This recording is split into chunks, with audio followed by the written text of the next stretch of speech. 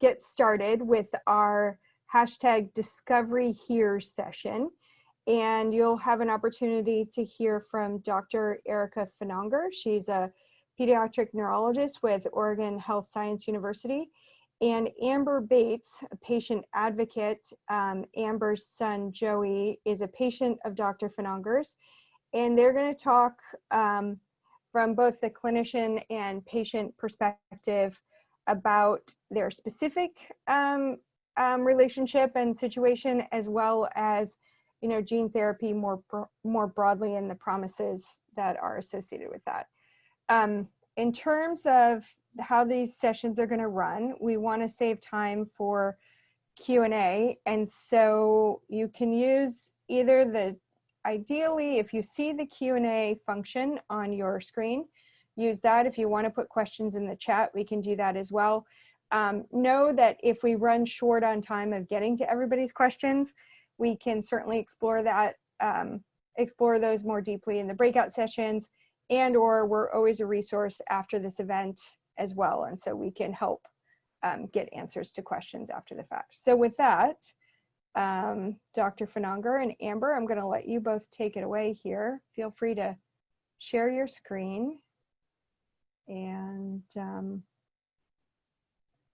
we'll get started. All right, and hopefully you can see my screen now? Yes. Okay. Well, thank you very much for the opportunity to present today here. Again, my name is Erika Finanger. I'm a pediatric neurologist at Oregon Health and Sciences University. I've been here 10 years since I graduated my fellowship training and moved back to Oregon. I'm an Oregon native, so very happy to be back and thrilled to be here today to talk with you about something that when I entered medicine, of course, we've all heard about gene therapy, but I honestly did not think this was going to be a part of my clinical career. I knew medicine would get there. Again, we continue to make amazing advancements, but this is not something that I thought I would be implementing and real early in my career. So I'm very excited about where we are. There is much to come yet, but my job today is really to talk to you a little bit, I think, about what I do, how gene therapy is now a part of my my clinical care within my clinic, but also where we are going and the importance of moving this forward so that we can serve even more patients and offer therapies that are really very desperately needed, at least within my field and with all other fields of medicine. So thank you for the opportunity. And thank you to Amber for being here today. And she's going to share much more of the patient perspective for us about why these things are important and why gene therapy specifically is something we're really excited about. So I'm going to start off with one of the diseases I see most commonly. In fact, the most common disease in my clinic is Duchenne muscular dystrophy. This is the most common childhood muscular dystrophy, the second most common muscular dystrophy overall. So again, there are young men living with this disease as well. It affects about 1 in 3,500 to 1 in 5,000 newborn males, which means there's about 500 new diagnoses in the United States per year. And here in Oregon, I would say I make about 5 diagnoses per year.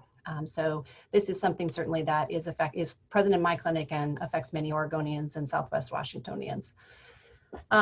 Typically, children appear healthy at birth and do well in the first couple of years of life. And the diagnosis really isn't usually made until around age 3 to 5. Parents note that their children are having difficulty with frequent falls, difficulty getting up from the floor, and particularly as they get around more peers, they notice that they're not running or jumping as their peers are doing and come in for a diagnosis. Unfortunately, this is a very progressive disorder, and the muscles degenerate over time, leading to the loss of ambulation in adolescence, so typically between ages 9 and 12. And unfortunately, even with supportive care, these boys pass away in the 3rd decade, most typically. So this is a couple pictures of my patient Joey, Amber's son. And Amber's here today to tell us a little bit about her experience with Duchenne, her experience with Joey, and just a little bit about Joey, because he's a delightful young man whom I've been lucky enough to get to know some.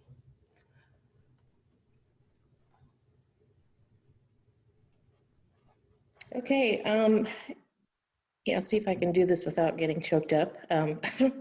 As you see from these pictures, these pictures were taken actually about the time Joey was diagnosed. Like Dr. Finanger said, they're diagnosed usually between the ages of 3 and 5.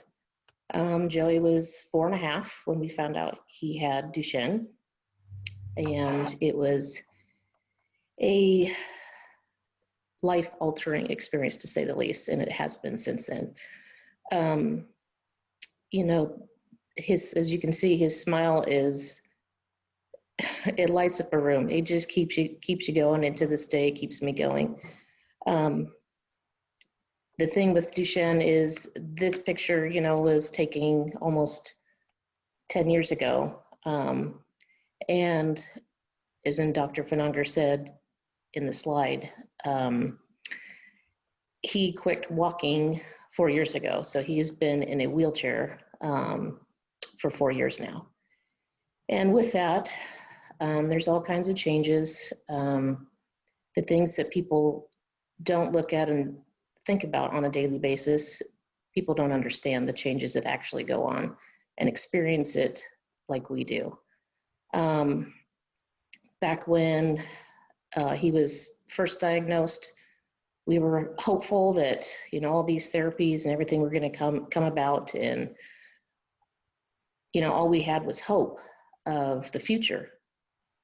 And when we still do, but back when you're first diagnosed, you have no idea what's going to happen, and you're just hopeful that they can stay as healthy and strong as possible.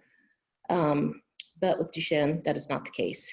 It is a progressive disease. And, when you get that into that next stage of, oh, you have to order a wheelchair, and you're going to need this equipment for your house, and you have to either remodel your house to fit a wheelchair or purchase a new home that's going to fit a wheelchair. Purchasing a van, a wheelchair accessible van, which is, $65,000. It's, everything, all the equipment that comes with it. How it affects your family as a whole, the dynamic as a whole.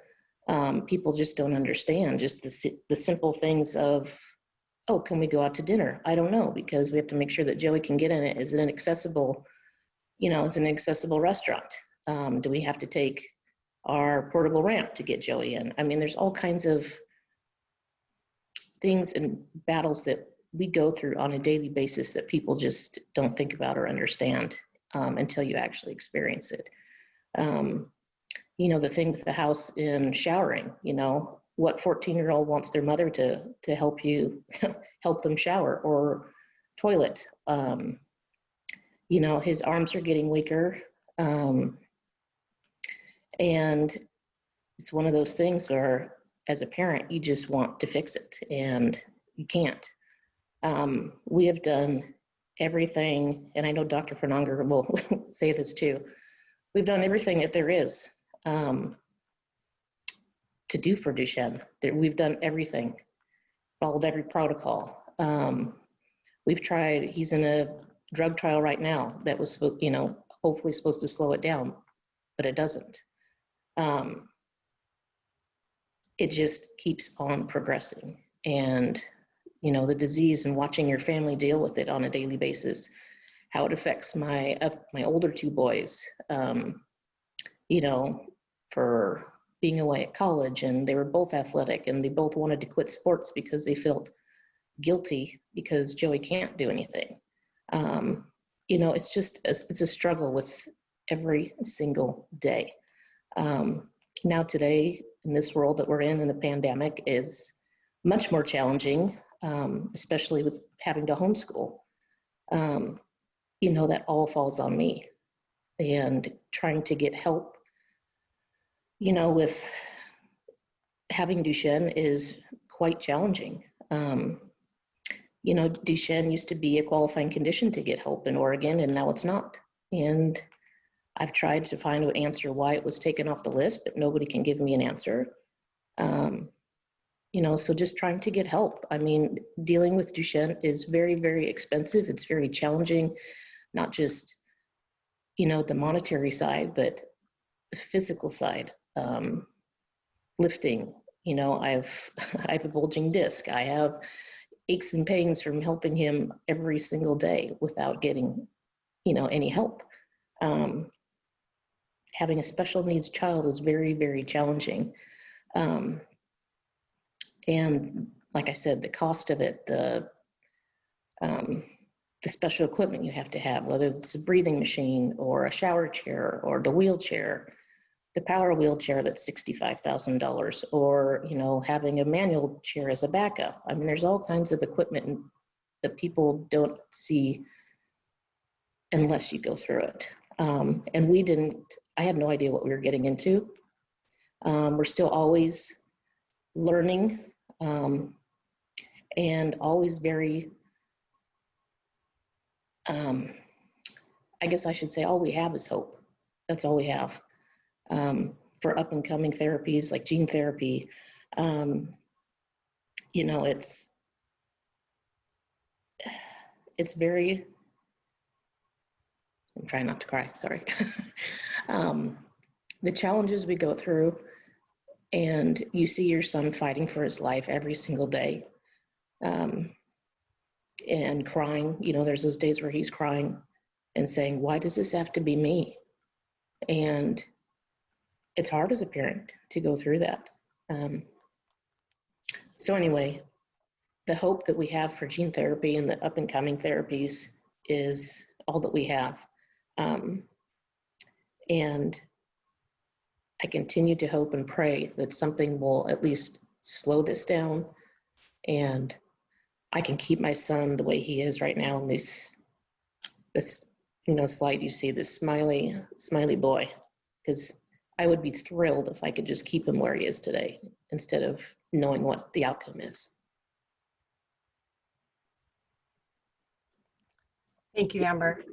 And I learned, and you can see in these pictures, Joey loves to fish. He told me about his adventures this summer. As you can see, they've been to Mount Rushmore and loves to fish, and he is a joy, and I share Amber's hope for the future. My job today, I think, is to give a basic understanding of what gene therapy is. Again, everyone's heard of gene therapy, but I'm going to do my best to try to explain a little bit of what gene therapy is. Let's see if I can drive this again. What gene therapy is, and I by no means am going to cover this enormous field in my 15 minutes here, but we're going to get a general run through, and then I'm happy to take questions to the extent that I can answer those. So in order to think about what gene therapy is, we kind of have to go back to high school biology. So if we go back to thinking about what we were taught back in probably 9th grade, we know that genes are the instruction set for the body, and the human body is a pretty complicated system. And so this instruction set is very, very detailed.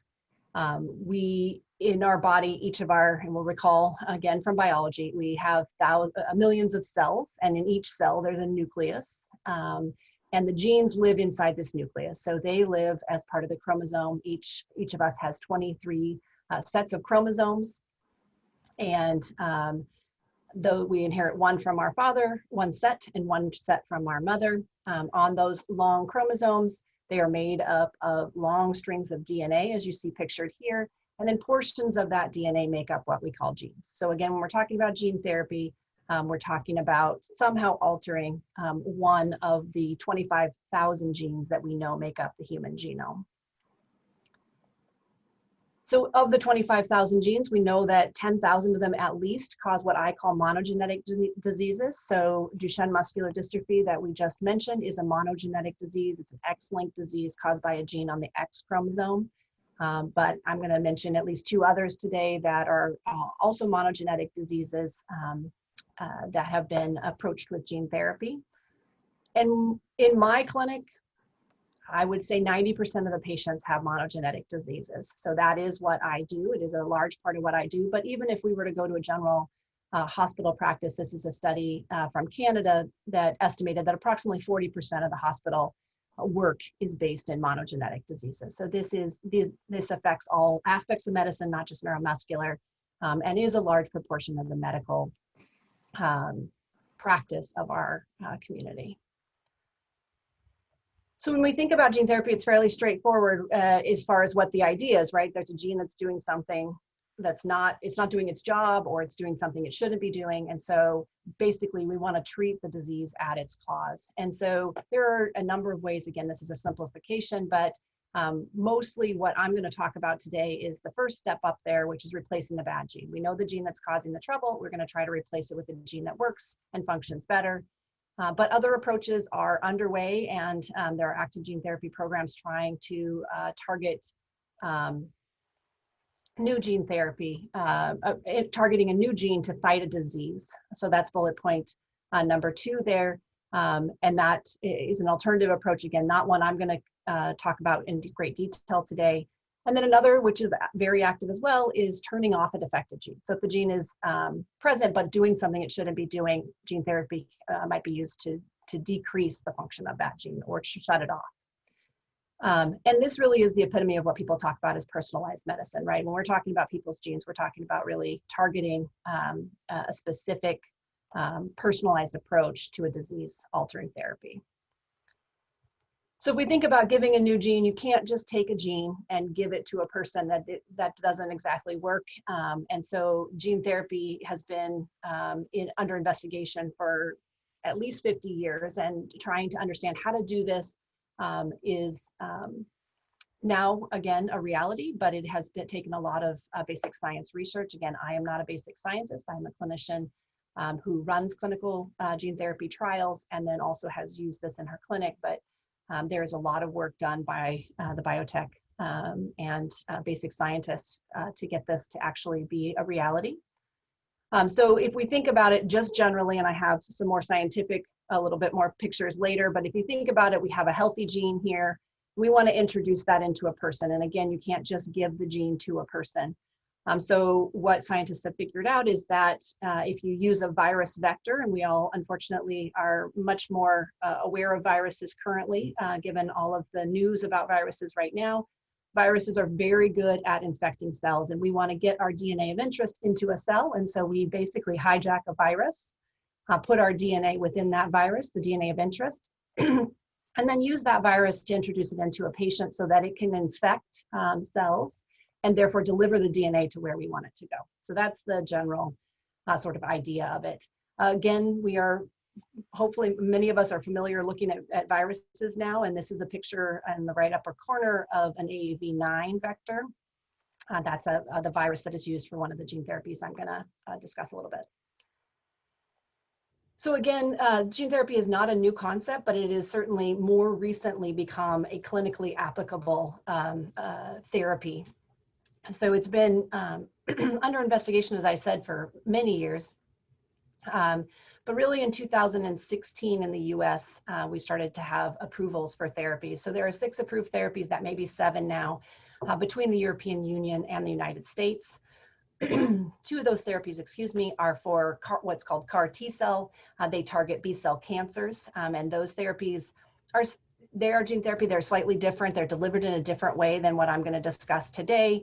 I'm going to discuss 2 of the 4 products approved for monogenetic diseases. So one for retinal dystrophy and one for spinal muscular atrophy that are approved here in the United States.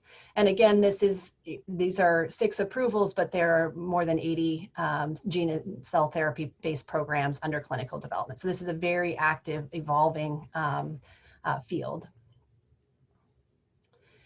Things I'm not going to have a chance to cover today are other approaches which I think broadly are considered under gene therapy. And so what I'm talking about primarily is gene transfer therapy today. So again, taking a specific gene and introducing it into a patient.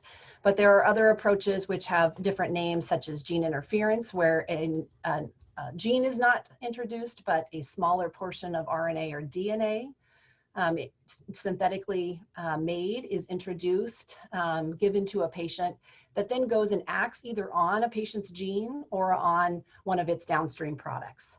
So again, this has been broadly considered under gene therapy, and there in my field, in my clinic, I have 4 medications that have been approved in the last 4 years, which work by this mechanism, 3 for Duchenne and 1 for SMA. So this is something that is actively, and there are many, many more under investigation.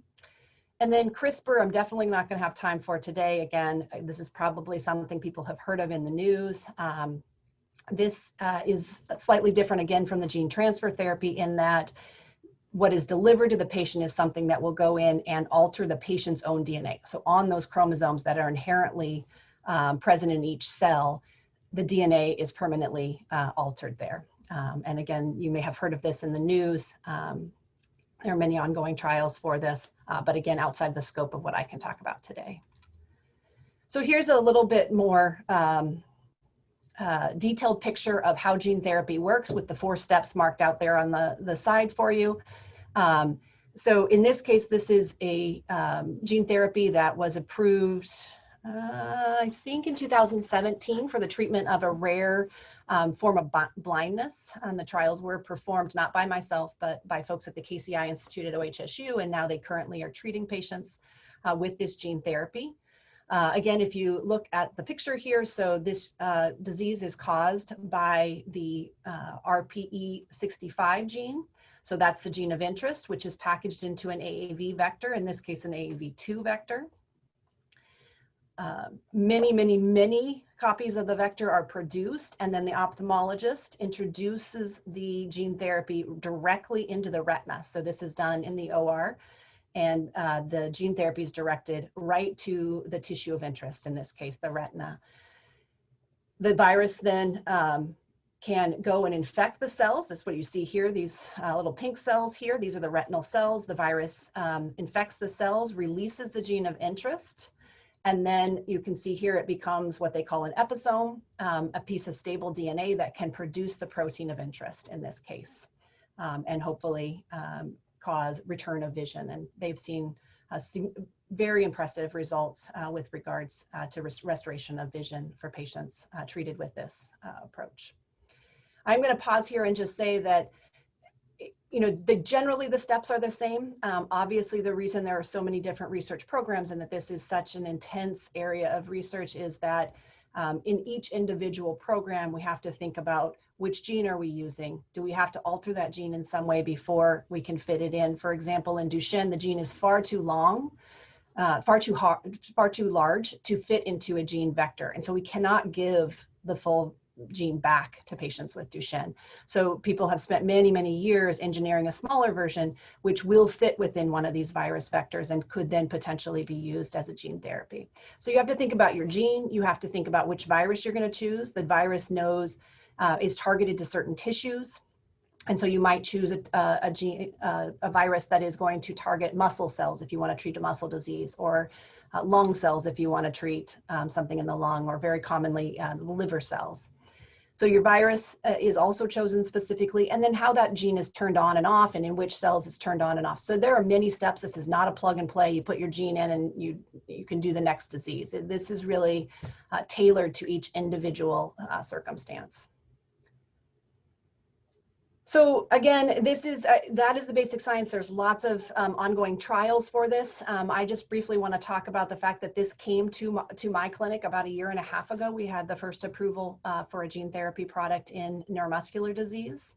And that's in the second most common disease that I see. So I've referred to SMA several times. I'm sorry I didn't explain that SMA is spinal muscular atrophy. It's another monogenetic disease that causes progressive muscle weakness, and unfortunately is the most common genetic cause of death in infancy. So this is an even more progressive, quicker disease that typically affects 1 in 6,000 births. It's a fairly common rare disease, 1 in 40 people. So probably somebody on this call is a good way to think about the fact that this is 1 in 40 of us is a carrier of this condition. Which means that if we were to have children with another carrier, we would have a 1 in 4 chance of having a baby affected with this. It does come in varying degrees of severity, but the most common form is the more severe form, which I'm going to talk about today. And typically this is diagnosed within the first few months of life, where babies begin to not move as much. They tend to lose head control.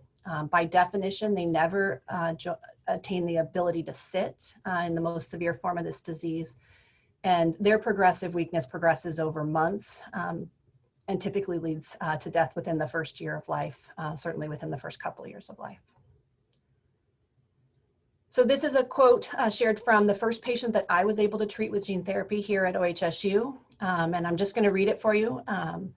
A quick Google search on diagnosis day told us that SMA type 1 is a progressive weakening of muscles, taking away the ability to walk, crawl, sit, and even eat, swallow, and breathe, resulting in life expectancy under 2 years, often far shorter.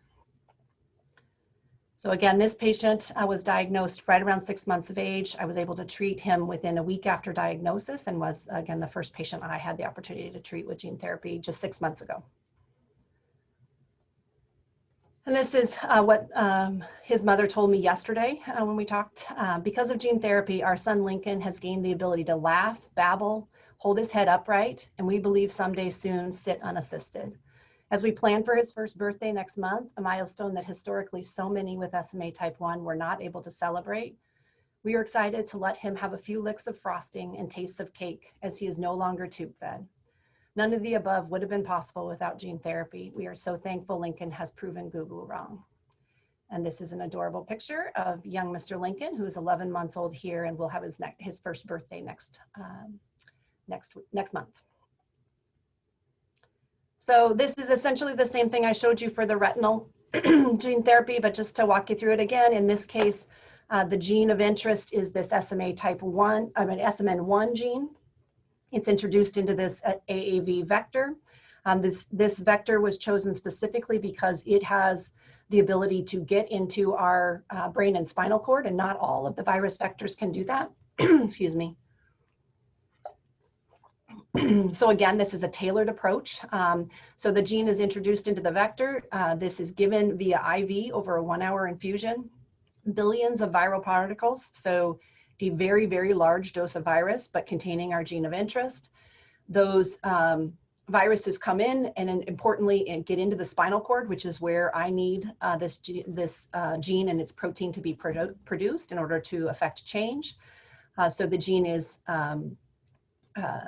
released from the virus. It's made into this, what we call episome. Again, this stable DNA that sits outside of the patient's own DNA, but will work like other DNA and make protein. And out of that, it makes the protein of interest here, the SMN protein.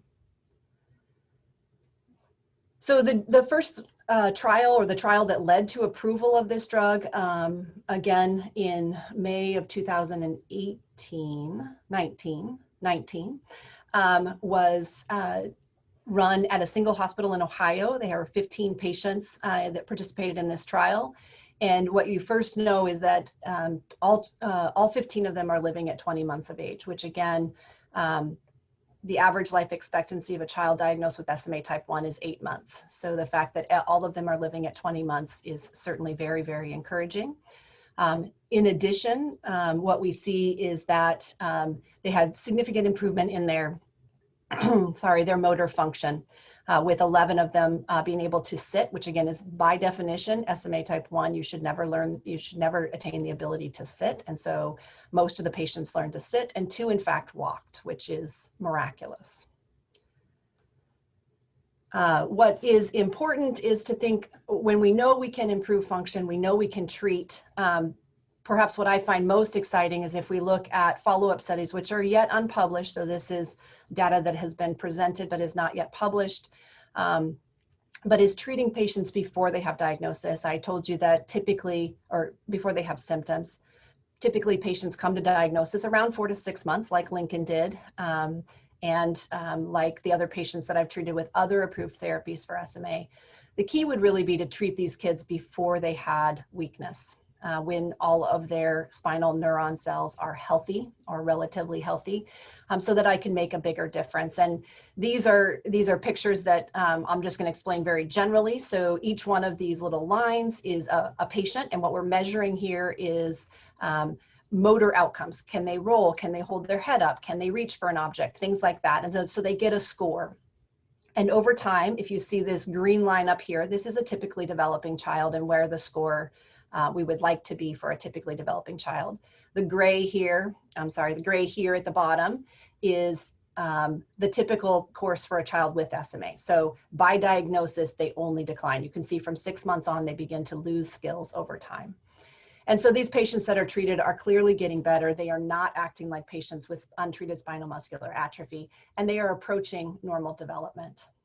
Again, these are patients treated within the first month of life, so before they have symptoms.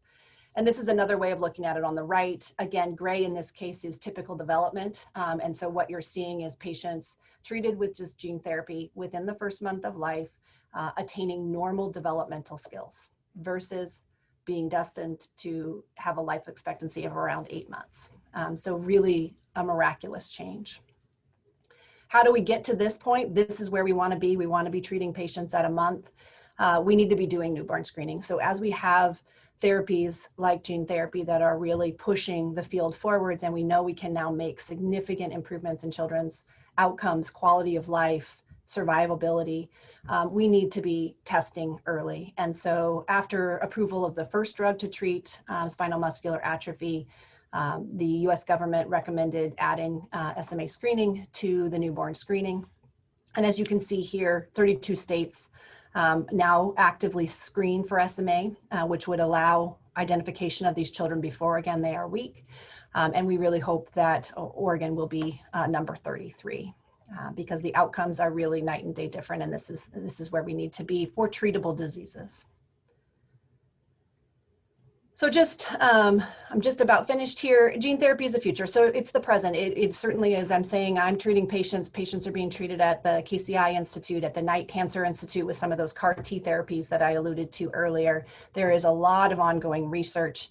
And this is an old paper from 2017, but what it shows you is that it's not just these rare diseases that you may not have heard of that I'm sharing today, but rather broad ranges of fields of medicine which are being investigated actively for gene therapy. And you can see here the bulk of the trials are in cancer, and all of us know someone who's affected with cancer. Monogenetic diseases, that's the blue part of the pie here, is the second largest portion. But you see cardiovascular disease and many other diseases on here. Again, so this has broad impact and is moving very quickly forwards. In Duchenne muscular dystrophy, which we started with, just to bring us back for full circle, there are, that I know of, 3 pharmaceutical companies with active trials in Duchenne muscular dystrophy. As I explained, the gene therapy there is a little bit different because they needed to alter the basic gene. You can't give the entire human dystrophin gene back, it's too large. But 3 companies have figured out a way to shorten that gene to its essential portions, put it into a virus, and now it is in clinical trials in Duchenne muscular dystrophy. We hope to participate in those trials here at OHSU. And of course, we hope that a safe and effective therapy for Duchenne comes out of one or more of those trials. I'm going to turn it back to Amber because I think it's important to understand. Again, she talked about hope, and I have a great deal of hope that we will develop better therapies that will potentially, hopefully, help Joey.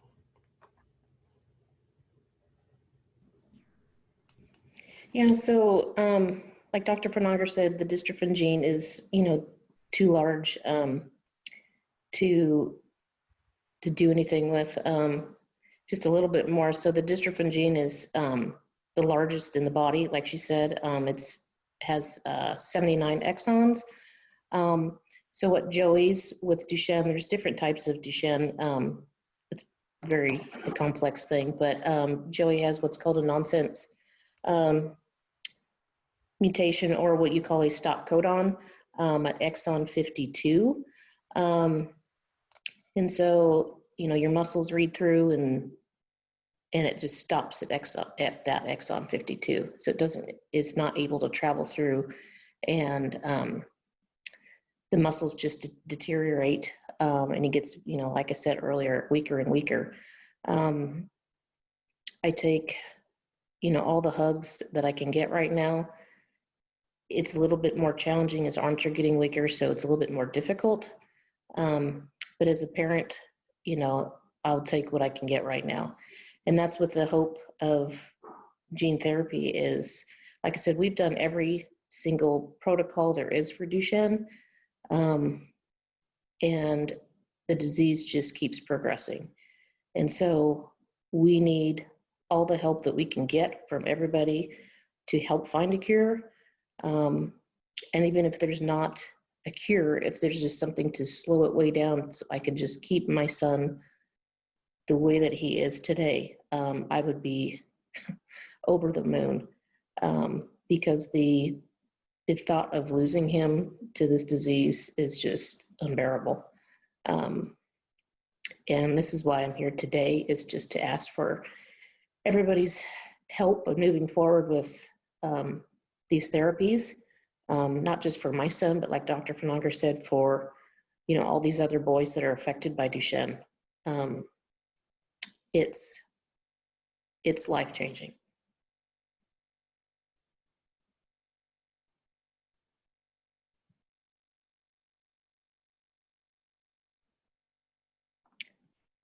So I'm not sure if anybody has any questions. Sorry. Or Thank you, Amber. I was unmuted and couldn't unmute myself. If there, yes, we're happy to take questions if people have questions. There's one in the chat right now. Curious what challenges, Dr. Finanger, you've had with providing personalized medicine. So that's a broad question. So clearly I'm very excited about this. I'm really thrilled to be here to talk to you about this. Particularly in SMA, where I have not just the gene therapy, but 2 other disease-altering medications. The world has been turned upside down in the last 3 years for this, and in a positive way. But I think with all of those medications, and they all alter gene expression in different ways. So again, it maybe broadly fall underneath this category. I still never want to make a diagnosis of SMA, but it is very different to make a diagnosis of SMA today when I can offer therapies. I also think this is 3 years of experience. And so I am careful to counsel families about what we don't know. I mean, these therapies were absolutely necessary. They were brought to market after, you know, proven efficacy, but they're new and we're learning more as we go. So I think one of the things is recognizing that that we don't know everything about these new therapies, and that we provide families with the best information that we can, but there are things that we don't yet know that I can't possibly tell them about. I think the other, I'm sorry, the question exactly was, can you remind me, Lisa? I'm sorry. Yeah, just curiosity around the challenges that you've had providing personalized medicine. So part of it is just counseling, making sure families feel really informed about the decisions they're making. With these therapies being so new, it's important that families, you know, try to get their heads around this and understand and have plenty of time to answer questions. So that's the first portion.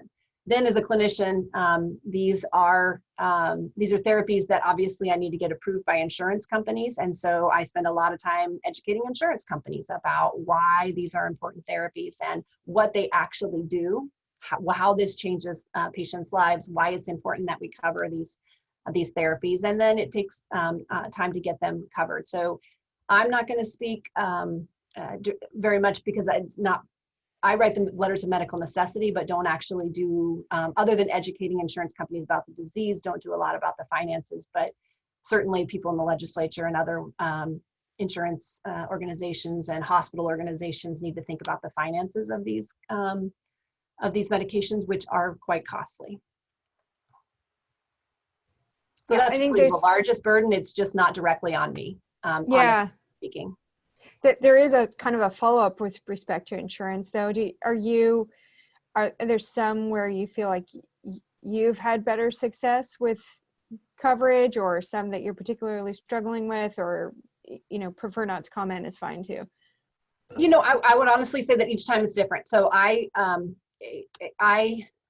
like I should knock on something. I have been able to treat all 3 patients whom I thought gene therapy was appropriate for.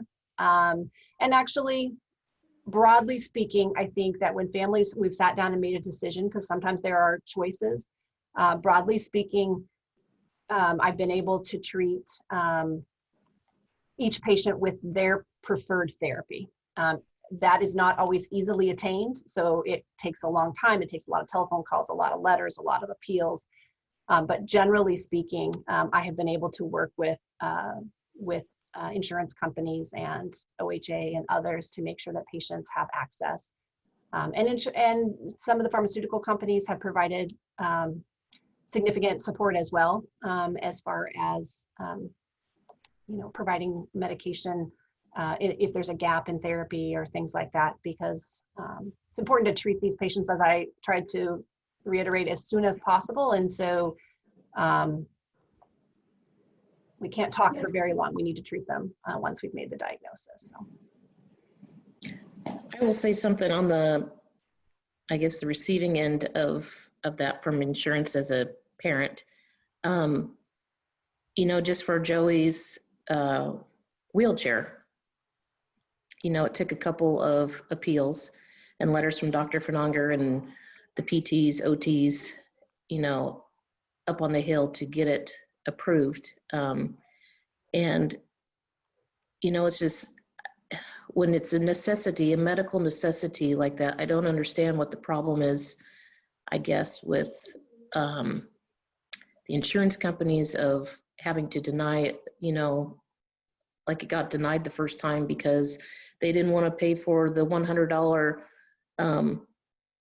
push handles on a $65,000 chair. They approved the chair, they just didn't want to approve the push handles. And it's like, well, if this chair dies or something goes wrong with it, how are you supposed to push this 380-pound wheelchair? You have nothing to steer it or anything. And so just simple things like that, there's always a battle going through, what doesn't matter what the equipment is, but it's always a battle, and it's exhausting.